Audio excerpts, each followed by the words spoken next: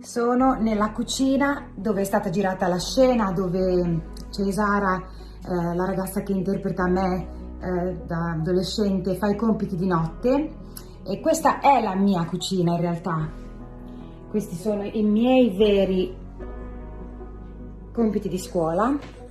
Adesso qui è diventato il mio fan club, quindi alcune stanze sono rimaste originali, quindi la mia camera da letto, come avete visto nel videoclip di Scatola, e la cucina dove abbiamo girato appunto una parte del nostro film Piacere di conoscerti. Seduta lì facevo i compiti e cantavo, e ogni tanto mi dimenticavo che era notte e quindi non potevo assolutamente cantare, e mia mamma si accorgeva che stavo facendo i compiti ed era notte e insomma mi sgridava.